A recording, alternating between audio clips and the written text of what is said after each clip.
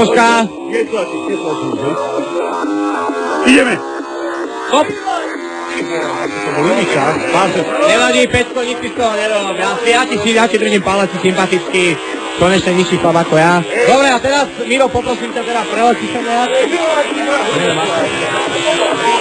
Teraz je skutočne o všetko, pretože buď sa stane víťazom Miro, alebo sa stane víťazom Kocúr. Kto teraz vyhrá, berie 1000 slovenských korún.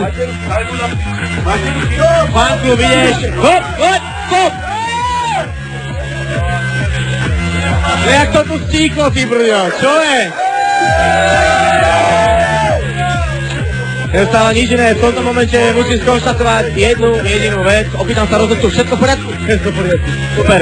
Víťazom tretej finálnej disciplíny sa stal Miro, ktorý sa zároveň stáva aj víťazom dnešného večera. Mirec, 1000 korún pre teba, aplaus. Ešte daj rýchlo nejaké dojmy. Som dojatý, proste úplne.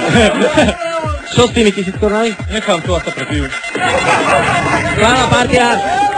Opakujem, Kršma u Milana nesklavala, partia mladých ľudí dokázala, že sa vedia baviť aj v takýchto malých a stiesnených podmienkách. Ja sa s vami lúčim, dáme si reklamku a Koľko trojka. Baví vás